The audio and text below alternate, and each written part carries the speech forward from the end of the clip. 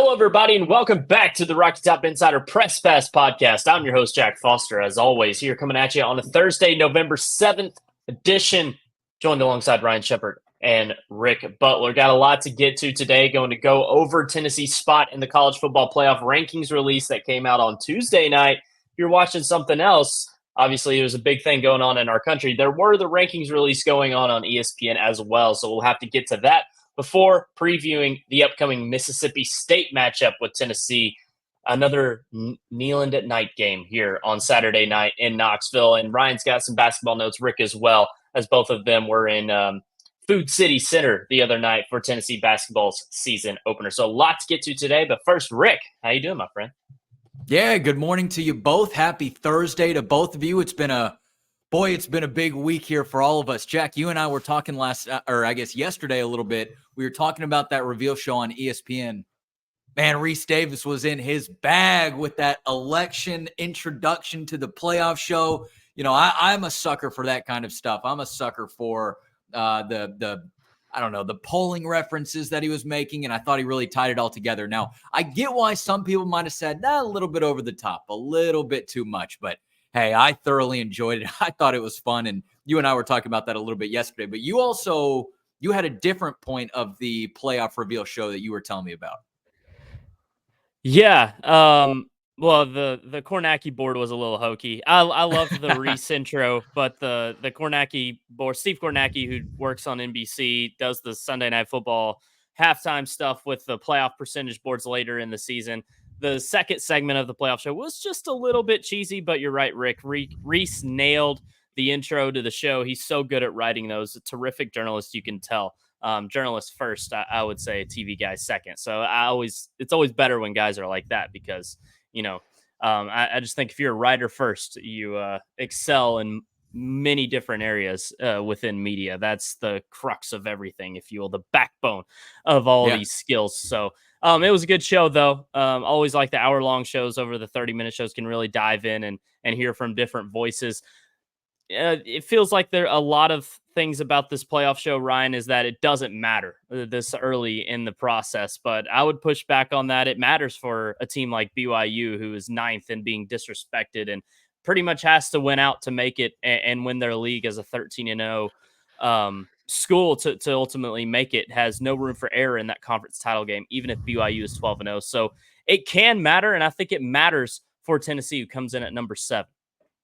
Yeah, I think it can matter in a lot of ways, and I think with the BYU one, and it kind of goes with the ACC too, and the ACC kind of figured itself out a little bit in this sense because Clemson lost to Louisville, but going into the season, it's like, all right, one team from the ACC is going to get in, one team from the Big 12 is going to get in, and then you get here pretty deep in the season, and there were multiple teams kind of remaining in the hunt to make the playoff from both of those conferences, and BYU being the one, I think, after that Clemson loss, where it's like, okay, well, if BYU runs the table and loses in the Big 12 championship game, like, yeah, maybe Big 12 will get 2 in. And I think the inaugural rankings kind of poo-pooed that and said that's not going to happen. So that was a big one. That's a really good sign for Tennessee. Tennessee needs one from the ACC, needs one from the Big 12. They would love it if Notre Dame doesn't get in either, or at least that they're ahead of Notre Dame in the pecking order. So some things that matter, I think some good news. The fact that they're ahead of Indiana, I thought was a big deal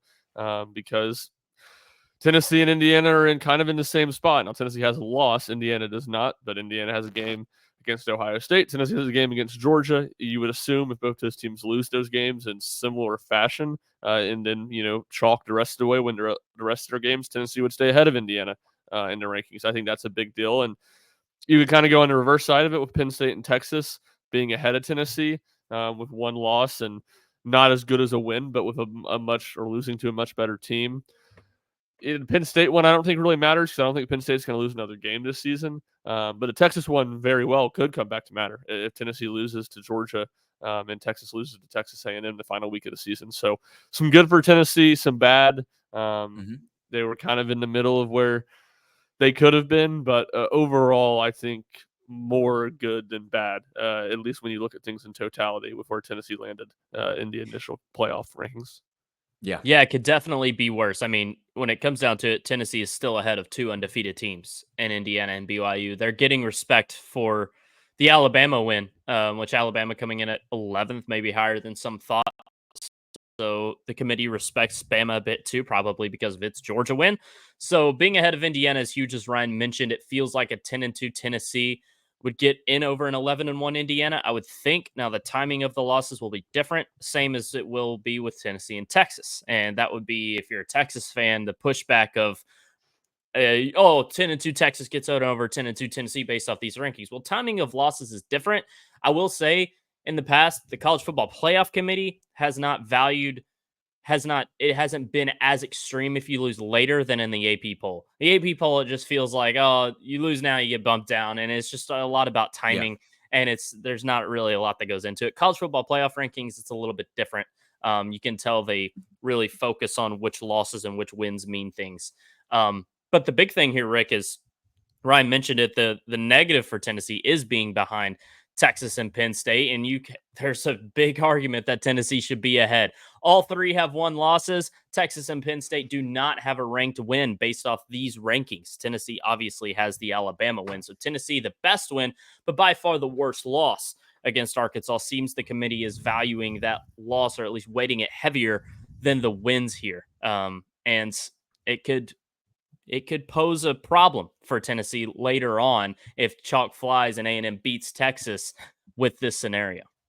Yeah, and I'm going to give a little bit of credit here to one of your current coworkers here in just a couple minutes. But the way that I looked at it with Tennessee is you can kind of look at it on two different points of view. On one hand, if you're looking at it from a 30,000 foot view, point of view, if you're looking at it up in your American Airlines plane and you're just looking down at the city of Knoxville, you're seeing Tennessee as the 7th seed, or excuse me, as the number 7 ranking, as an 8th seed in the playoffs. Tennessee has not played their best football yet for an entire game this season, yet they're still in a position right now on November 5th or whenever those rankings came out to host a playoff game. Just in itself, when you're not looking at the details, that's a pretty good place to be. And obviously, with opportunities on the horizon, Tennessee's going to have the chance to improve that. They could also diminish that ranking a little bit. So I think just as we start here in the first playoff reveal, Tennessee being 7th in the rankings, 8th in the playoff seed projected, if things were to end today, to host a game, I think that's a great starting position for Tennessee to be in. Then I listened to your guy, Greg McElroy, on the Always Great, Always College Football podcast that you guys do. And Greg McElroy, and correct me if I'm wrong here, but I believe he was doing this right after the selection show. At least the video Correct. to me looked like he was still in his ESPN garb. Yeah. And on that reveal show, they didn't really talk about Tennessee, Penn State, Texas, and that sort of little bunch too much. But it was one of the things that McElroy wanted to address afterwards. And he talked about it just saying, this is a little bit out of the norm for the College Football Selection Committee. And I think that's one of the things that we look at here, especially in the month of November. We have a decade of the College Football Selection Committee doing the 4-team playoff. And yes, they had to rank the top 12 inevitably, but now those top 12 rankings mean a little bit more. So McElroy was saying, hey, this is judging the losses over the wins is not something that committee has done a lot before. Yes, they take losses into consideration, but more often it's because of frequency. It's because of how often you lose, things along that nature, not just really saying, all right, is your best loss better than your best win or something along those lines? So that's something that I'm certainly interested in. I think if that's something that McElroy noted, it's something I'm going to keep rattling around in my brain as well. But yeah, look, I think there can be you can make your argument, which I might do here in a second. But at the same time, it doesn't matter because every team has opportunities to go improve their standing, right? Nobody remembers the early November rankings from last year. And that was a point that Josh Heupel made talking to the media this week. But we handle this differently, right? We like to get into the minutia of things. You look at Texas, their best win to me is Vanderbilt, but their only losses to number 3 Georgia. That's not too bad. Then you look at Penn State. I believe their best win is maybe over Illinois, who is ranked 19 at the time in the AP. They're not in the college football playoff top 25. Their best loss, only loss, is to number 2 Ohio State. So those are two teams without top 25 wins in the CFP rankings, but they do have top 3 losses. Then you get to Tennessee behind both of them. Best win over number 11 Alabama, but a loss to Arkansas. To me, it feels like that win meant something. To me, it felt like that win mattered for Tennessee. Yes, it wasn't coming directly off of the Arkansas loss or anything. It was coming after the Florida win, but that was a resilient win for Tennessee, especially coming after an overtime win against Florida the week before. I know they're not counting that into consideration, but I do, right? Because we saw these with our own two eyes. So I think I'm rambling at this point now. I think you can look at this two different ways. On one hand, it's a really good starting point for Tennessee. On the other hand, yeah, if you want to have a gripe, you can, but just wait a couple days because these rankings are sure to change. Yeah, you covered a lot of good points and sure to change. But I rambled through a lot of good points, I think, yeah, right there. the Alabama win is weighted though, and something I tweeted last night. Last thing I'll say, Ryan, just this scenario that I think is actually pretty likely. It is Alabama beating LSU, all but eliminating LSU from the playoff pretty much this weekend. Texas A&M beating Texas in the final week of the regular season, and literally everything else being chalk. So the Georgia's beating Ole Miss, Georgia beating Tennessee, Tennessee beating Vanderbilt, no upsets elsewhere. So those two things happen, and the rest is chalk. It come down to, after the four conference winners, a G5 and Ohio State, who would likely be a conference championship game loser as a lock. That would be 6 teams that are for sure in. So that would leave 6 spots, but I think there would be 7 teams with a case. It'd be 3 11-1 teams with Penn State, Notre Dame, and Indiana. Obviously, none of them playing on conference championship game weekend. And then there'd be 3 10-2 teams who didn't play on championship weekend in Tennessee, Texas, and Alabama. And then there would be 10-3 Texas A&M who would have lost to Georgia and Atlanta in the SEC championship game. So those 7 teams with 6 spots available, common sense would tell you Alabama's probably left out. I think just because of how the committee probably values losses a little bit. But the weakest resume would be Texas. But then we're talking about Bama and Texas, 2 massive brands. I think Indiana fans would get a little bit scared in that scenario, and maybe Tennessee fans should as well. So, Ryan, that scenario to me, I think is very intriguing and also pretty likely when you look at the rest of the schedule here.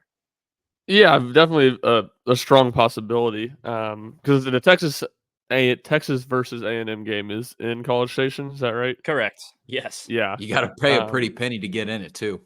Yeah, no, I actually and some A&M fan that I'd asked about it last week, and they said tickets were just astronomical, which makes sense. But I think that's where again I go back to, like, for Tennessee's standpoint. Well, there's 2 things of it I think are interesting. There's just the conference politics of it. I think it's going to be hard pressed for them to put a lot of 10-2 SEC teams in over any 11-1 Big Ten team, if that means that there's going to be more SEC than Big Ten.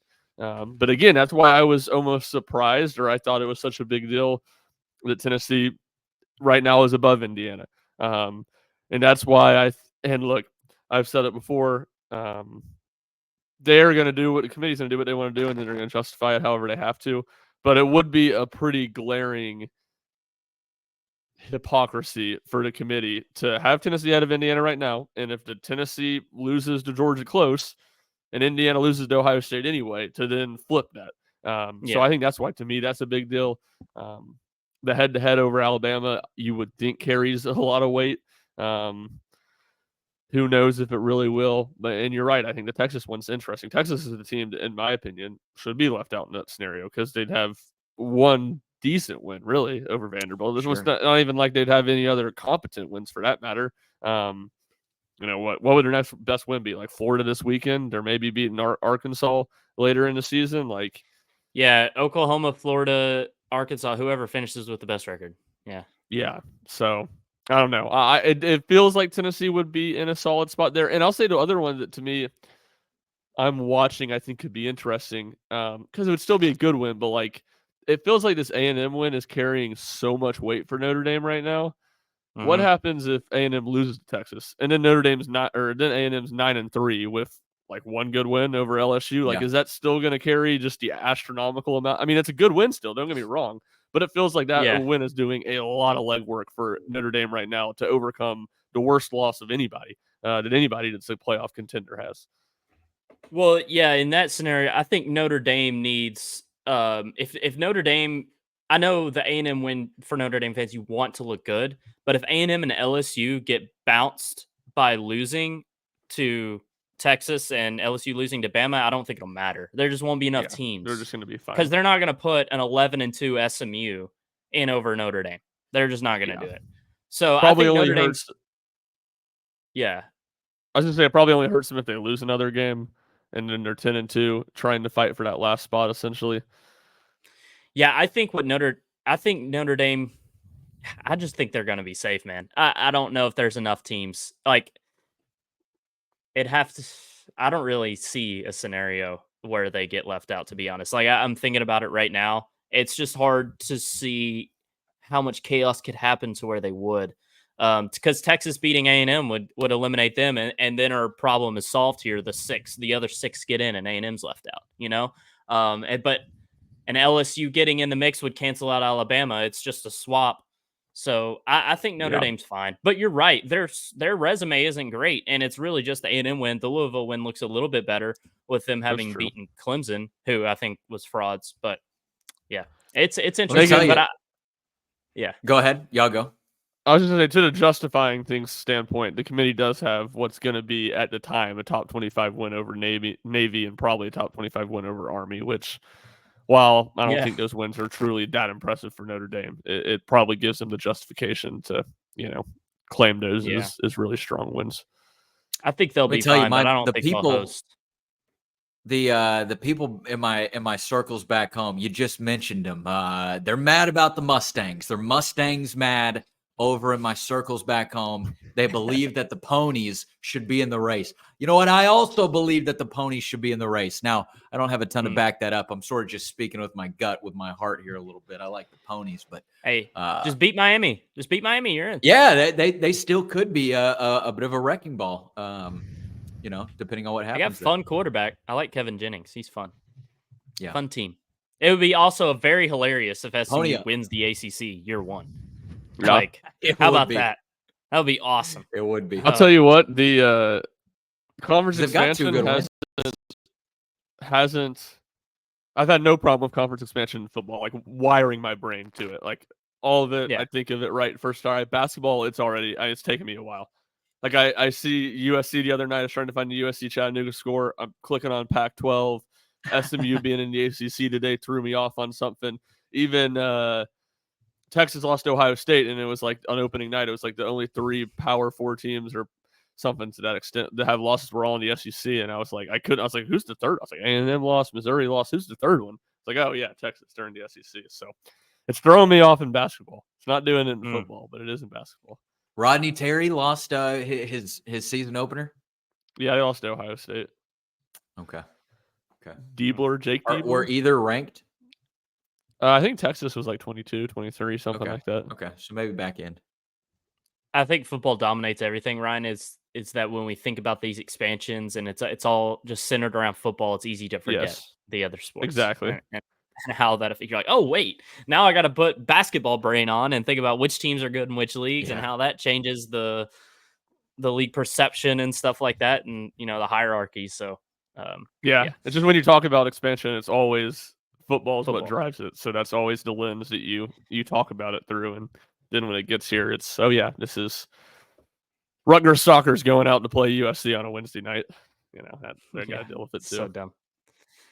All right, Mississippi State is coming to Knoxville to play Tennessee Saturday night, 7 p.m. Eastern time. Another Neyland at night game, as is every weekend. I can't remember.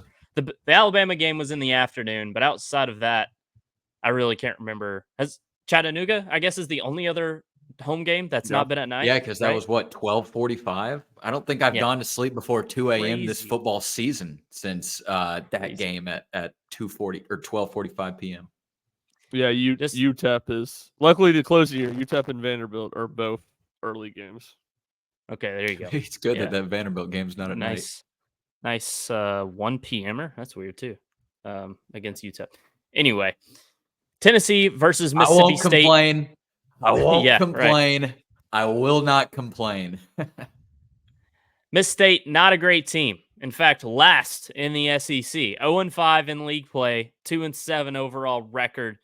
it's been a tough year in year one of the Jeff Lebby era. Had a little bit of momentum building there with a close loss in Athens to Georgia 41-31. Come back and cover against Texas A&M, losing by 10. Miss State was a team that was just covering every week there for a minute. But then, it all came crashing down a couple weeks ago with a bad home loss to Arkansas 58-25. And then last week they took care of business against UMass, still allowed 20 points though. At home. So Miss State, Ryan, this is a team that can score. Michael Van Buren Jr. taking over at quarterback for an injured Blake Shapen a little while ago. They got some explosiveness offensively, but we're talking about just a very, very awful defense. And we've talked about this game a lot this year. This is the one you circle of the game to where Nico Yamaleava and these Tennessee wide receivers in this passing game can really pop and, build some confidence going into Georgia. Not that they haven't built confidence already. I think the last game and a half has been very encouraging for Nico, but this is really the game where they can light it up. Yeah, they should light it up. I mean, everybody's lit it up essentially against Mississippi State's defense.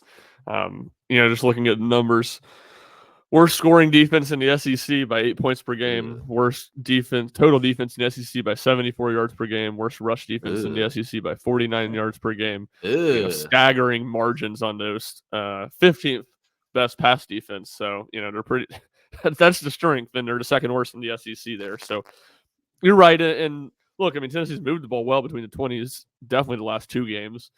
It's been, or maybe inside the 30-yard line when they've really struggled, and haven't fully capitalized. So what I think has to make you feel good, Tennessee struggled to pass it there. Mississippi State's run defense is so bad, they should be able to just line it up and run it right at them in the red zone to score points. So if nothing Tennessee does in this game, I think it's just going to give you astronomical confidence, but Tennessee needs to go out there and play well. If you're, at least for me, if I'm going to leave this game feeling like they have their offense has enough to do what it's going to take to win in Athens next week.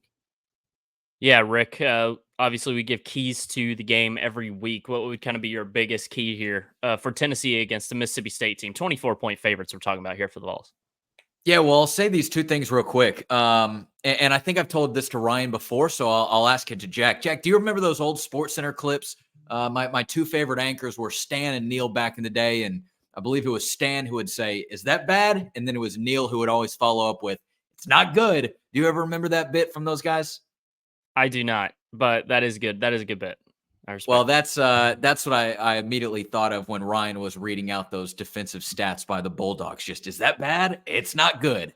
And you guys are right. This is an opportunity for Tennessee to really grease the wheels when it comes to the offensive side of the ball. I do want to mention the spread because you talked about it right there. I believe it's plus 24. That's at least where I saw it on Wednesday. It might be different as we record this on Thursday. But you talk about that drumming from Arkansas, the 58-25. Even that was only, a 23-point game. So technically, Mississippi State still would have covered that 24-point spread that Tennessee has, even if it was 58-25. So, excuse me, 58-25. That's 33 points.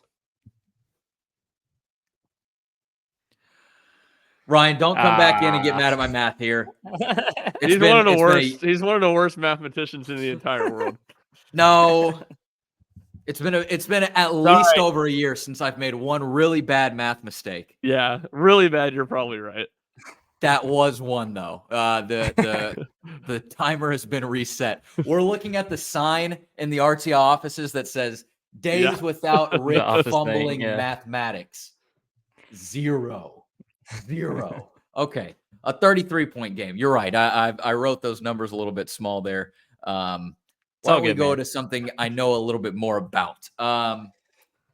You talk about this being an offensive opportunity. Oh, man. Talk about this being an offensive opportunity. It's also a good mathematical opportunity for us here on the podcast today. Hey, one big thing to note, though, coming out of Wednesday night from Tennessee Injury Report is that Deshaun Bishop, Tennessee's main backup running back for the year so far, has been ruled out for the game. We know that he was dealing with a lower body injury that he suffered in the second quarter against Kentucky. He left the game and did not return to it. So you saw a little bit more Peyton Lewis in that game. You also saw Peyton Lewis, the freshman running back from Virginia, get his first touchdown of his career here at Tennessee. So I think you see more Peyton Lewis. I think that Tennessee continues to try to extend the ground game.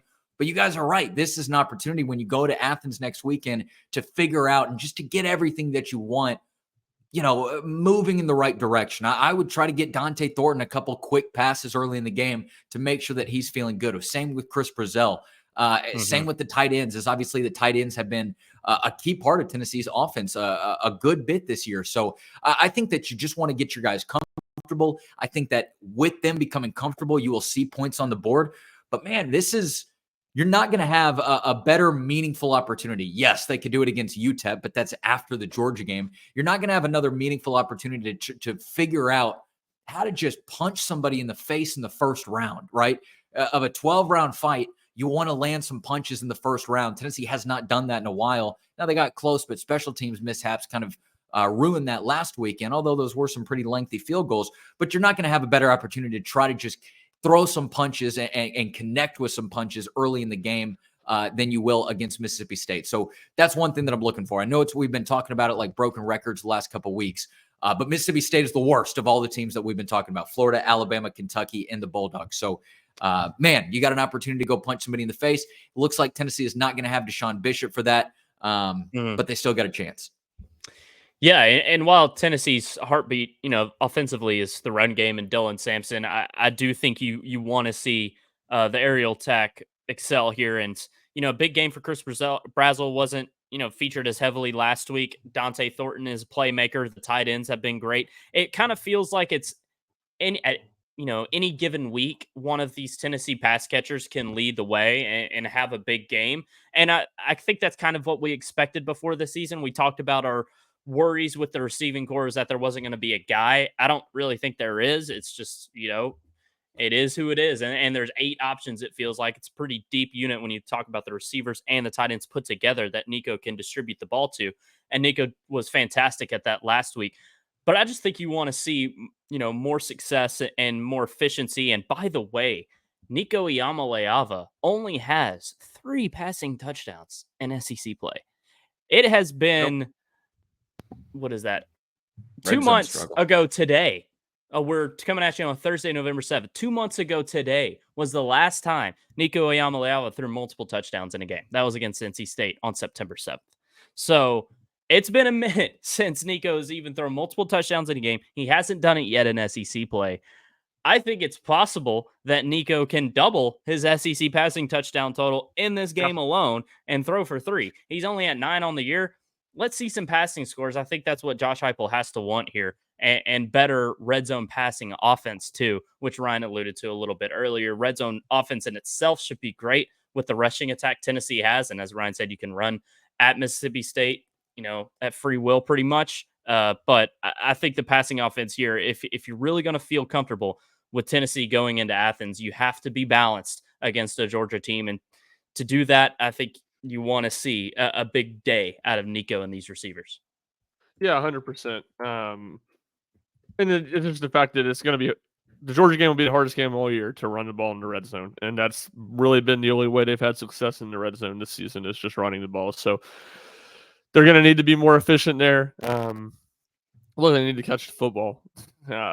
Nico has been better. He's gotten better. They're still just brutal drops. 2 touchdown passes from what would have accounted for about 115 yards last weekend that were dropped on good throws by Nico. So they have to be better there. Look, I've been pounding this drum since the offseason that I'm not sure Tennessee has an elite receiver. I don't think they do. I still don't think they do. And I won't go too long because I went on a diatribe about this on our post-game podcast for Kentucky on Saturday. I mean, look, the best receiver on the team is Dante Thornton, and they don't play him. That's a little dramatic. They do play him, but Rick says get the ball to Dante Thornton early in the game. Well, you can't get the ball to Dante Thornton in the game if he's not on the field the first 2 drives, and he isn't. So, look, I don't get it. I think there's probably Dante Thornton's your best. I don't know. I don't know what it is, but I feel like there's probably a reason for that. Probably. Maybe. I don't know. But look, to Ryan's point, Dante Thornton's the best deep ball receiver. Chris Brazzell's the guy that plays over him to start the game. He drops a 50-yard touchdown on the second drive of the game. Dante Thornton hasn't dropped a deep ball all season. He's made tough catches on deep balls. So, look, I'm sure first quarters first quarter's been a place where Josh Heupel's wanted to try to get deep shots in his, history of being here. You think about Jalen Hyatt, you think about Javonte Payton. It's surprising to me that Tennessee's big deep threat receiver, wasn't on the field for the first couple of drives against Kentucky. But Jack, I think you make a good point too. There's probably something there. Just can't figure out what it is. Yeah, I don't know if it's just limited route tree and, they only feel comfortable Dante running certain amounts of routes or on certain types of downs. And I don't know what it is, but it feels like that Dante, even dating back to the end of last year before he got hurt, has made too many great plays and has been too explosive and just looks the part too, man. Like he looks like a pro more than anybody on that receiving corps. So I don't understand it, but I have to think that there's some reason that he's not getting as many reps as others because he looks so talented. He looks so explosive and so talented and just like he could dominate games and take over games, but he's just not getting the reps. And there's got to be something there. But, I know Bradshaw had a drop last week. I do think there's talent elsewhere. I don't know how much of a difference maker Squirrel White is, or even Brew McCoy can be. Brew's very reliable. But yeah, it's Dante and Brazel that can really make the pop plays. And those should be open for Tennessee to make in this game. Yeah, for sure.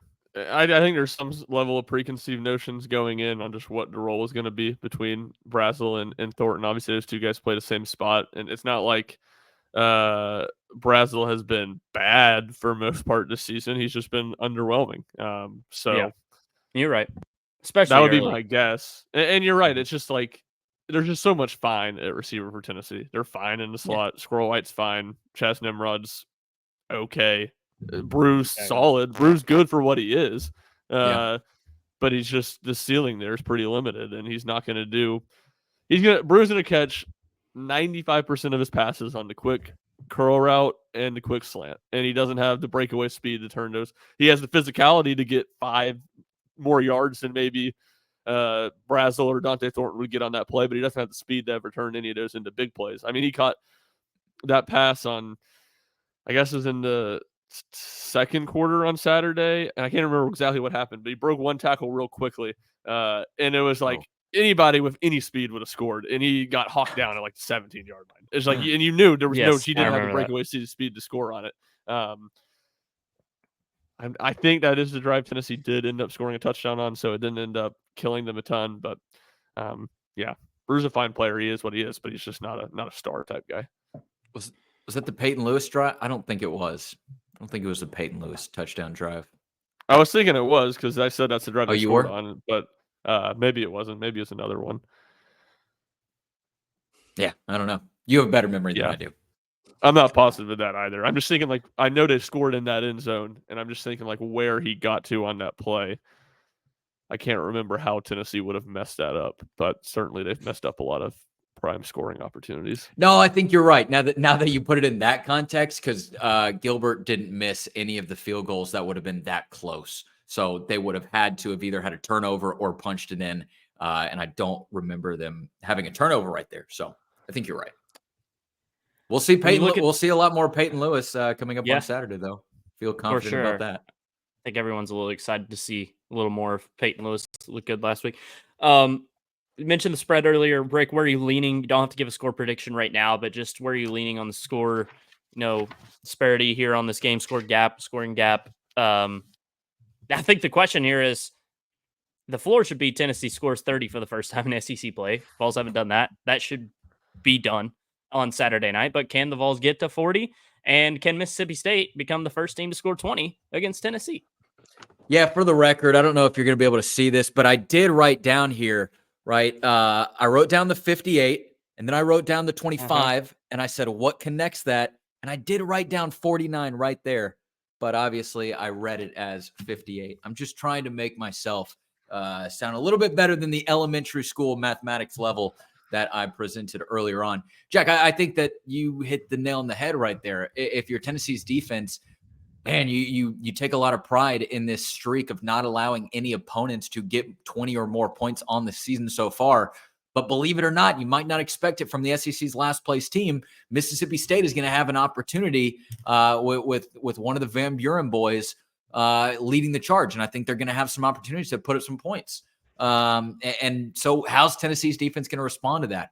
there's been a couple times in recent games where you've seen opposing offenses make it down to the 10-yard line, the 5-yard line, maybe even a little bit closer than that. Tennessee's defense has been able to hold strong. So I think that's the challenge for Tennessee's defense. I think they take a ton of pride in this continuous stat that they've had so far this season. But if you're talking about the offense, man, I'd like to see the offense hit that 30-point margin.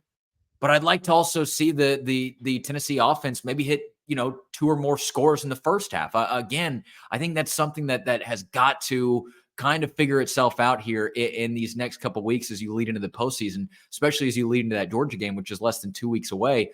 And it's something that Josh Heupel mentioned on Monday as well. So that's kind of the two things that I'm looking at from both sides of the ball. Ryan, what about you? Where do you see this game? How you see it shaking out? Rick kind of hit on it. I do think this is one of the best offenses Tennessee's seen all season. And if Tennessee does what they should do, I think they'll do offensively. Like, you're going to be in maybe a more laid back state for the defense, a lot more possessions for the defense. It's just like we saw it with those Bama teams in the 2019 LSU team a few years ago when you're scoring 50 points. And heck, we saw it a little bit with the Tennessee team in 2022, though I don't think that defense was as good as either those LSU or Alabama defenses. When you score 50 points a game, like, you're just going to naturally have your guard down a little bit on defense. And you're going to have a lot more possessions in the game because you're probably scoring really fast. Well, Tennessee's hasn't had that in any game this season, really. I guess besides the NC State game where they could have had their guard down. Yeah, I think you might have that. It might be some more present more opportunities, and the fact that Mississippi State does have one of the better defenses or better offenses that Tennessee's played this season. I do think Mississippi State ends up getting to the 20-point threshold. That's my prediction. And I don't think that's really a knock on the defense, and I don't think they blow by it or anything. But yeah, I don't know. Something in like the 42, 45 to 21, 24 range is kind of my general thought. Hey, Ryan, real quick, that quarterback change that Mississippi State made, was that due to injury? Was that a benching? I can't remember the name. It's escaping me. I just had it a couple minutes ago. Blake Shapen. Blake Shapen to Michael Van Buren. Was that injury? Was that just benching? It was an injury. I think, okay. At least. Yes. Well, he's listed, and I got to go check back what last week's injury report was as well. But he is listed as out. So one of the 2 quarterbacks that they've used this season is out, but it's not the one that's been putting up pretty decent numbers over the last couple of weeks. Ever since that Texas game, I believe their 5th game of the season. So Jeff Lebby in his first season with Mississippi State is figuring things out as they go. Obviously, the overall perspective has not been what he's wanted, but that offense is getting some good yards in these games. So we'll see how Tennessee does. I do wonder, and this goes both ways, but especially I think for Tennessee's defense and Mississippi State's offense, like these 2 teams run the same offense, essentially. And I wonder if Tennessee's defense will be a little bit better equipped to face it, just having faced it in practice every day. And look, that goes both ways too with Mississippi State's defense against Tennessee's offense. So just obviously Tennessee's defense is a whole lot more talent than Mississippi State's defense. So I think it could matter more in that case. And that goes against a little bit of what I said a minute ago, thinking the Bulldogs will score 20. But I'm just curious to see what that looks like. I could see that being an advantage for both the defenses in this game, but Tennessee having the talent on defense to potentially take advantage of that. Yeah, just to clear it up, Blake Shapen, who's Baylor transfer quarterback, came in as a starter for Miss State this year. Started the first 4 games, got hurt late against Florida, and has not played since. So it's been Van Buren since I think you said since week 5 on, right? It's 5 starts, maybe. Yeah. And it's been better for them. Shapen wasn't playing all that great early on. He was the starter during the ASU loss, during the blowout Toledo loss. So it was really ugly early for Miss State. They've at least, like I said, had a little bit of a pulse in games recently against Georgia and A&M. But yeah, we're still talking about not a very good team, but they can score. And we'll see how they match up against one of the best defenses in the country. In Tennessee, Sorry, go ahead. Ryan, people loved your Seinfeld Van Buren video this week. Love feels dramatic. No, the people who I talked to in person, I went on Russell Smith radio show this week. Okay. And we probably spent 6 to 7 minutes talking about Michael Van Buren, the Van Buren boys. And then we actually found a list of like the 10 worst presidents. And I can't remember if Van Buren was on that list, but it got us into like a whole different comment. We used over half of my interview time. It was a bad journalistic move, but we used over half my interview time on the radio show, specifically talking about the video that you had tweeted out. So it might not have been loud on social media, but I think the people who liked it loved it. I'd imagine the And Seinfeld. that's a reference that I Seinfeld can't get out of people- my head. I think the Seinfeld people probably really, really enjoy it for sure. Yeah, it was good. Do you guys know what number president Martin Van Buren was? 8, Okay. because that's their sign. They're the 8th, he's the 8th president. Yeah. Do you guys Kramer, know what he's number? getting into it with the Van Buren boys at a pizza shop, and they trap him, and he gets pushed up against the cartoon map of Italy, and he's still holding the garlic shaker, and so he goes like this, and it's their secret sign is holding up 8 because he's their 8th president. Gotcha. Okay. You guys know what number He gets Michael out of Van trouble. Buren is at the quarterback position? I 0. assume he's 8. Real missed Oh, opportunity. he's 0. Real missed. So opportunity. 0, I do like the number 0 for a quarterback. You don't see it much. That's It is kind of cool. I don't. Uh, I don't. But it Yeah. could have been 8. Could have been 8. Yeah, Funny it would be history better lesson. if it was 8. All right, let's wrap up here with a little bit of basketball talk. Tennessee basketball opened the season a couple of days ago, Monday night, right? Against Monday Gardner night, Webb yep. over there in TAAFCC, winning 80-64. Solid Boy, night is that for a mouthful. Chaz. Yeah, you practice it, you get good at it. I love it. Good Though. night It's for Chaz great. Lanier. First game as a Vol. Jordan Gainey had a great game. Not the best night for Felix Okpara, but it's hard to have a lot of takeaways from these early season games given the level of competition. But there's always takeaways from an opener, Ryan. And considering Tennessee is going on the road to play Louisville this Saturday, it was a little bit more of an important opener, you'd think, because it's the warm up before an actual Power 4 game on the road. For sure, and the fact that Tennessee lost in their exhibition game against Indiana, I think it added a little bit more juice. And I think the first good thing is you just saw Tennessee shoot the ball well from the perimeter after shooting it very poorly in the Indiana game, which was, is always going to be worrisome to a degree, particularly worrisome with this team because they're going to be pretty dependent on shooting the ball from the perimeter. But Chaz Lanier had a real nice night. Jordan Gainey had a real nice night. Jordan Gainey is a player I'm just really intrigued by this year, what he looks like in the second year playing in the SEC. It felt like he got a lot better by the end of the season last year. So can he carry that on? Can he take another step? And just the fact that the backcourt as a whole played well, I think was a good sign and one of the takeaways. Now the front court, I mean, they're just so banged up. Felix Okpara, I would say, had the best offseason or best preseason of any of Tennessee's incoming transfers. He was, at least on the offensive end, terrible. He was fine defensively. He grabbed 9 rebounds, but even on defensive end, I just didn't think he had quite the burst that we'd seen. And some of that adds up. Rick Barnes said pretty serious hip pointer that he's dealing with right now. And look, Tennessee's got 11 scholarship guys to start with. They got 2 true centers. Now, Cade Phillips is capable of playing that too. And I did think Cade Phillips had a nice debut too. Yeah. But Akbar's banged up. JP Estrella was limited for a ton of the offseason with a foot injury, and now he's got an ankle injury, a different injury that has him limited. He was a true game time decision originally after shoot-around, was not going to play, but then decided to play. So Tennessee's they got a lot of guys that maybe they aren't out, but they're very, very banged up right now in the front court, and I think that's a worrisome situation and just an interesting situation to see how Tennessee handles that in the preseason. So that's going to be very, very curious. And look, Darlington Dubar is not a center by any means, but he is a guy that can play some stretch 4 for them, and he's currently out with personal matters for, what's an up in the air amount of time. So Tennessee, 11 scholarships to start with. They had 2 guys out in that game. They had 2 more guys playing banged up. 3 of those 4 guys are in the front court. This is a team that already maybe didn't have an amazing depth, and it's, really being tested here to start the season.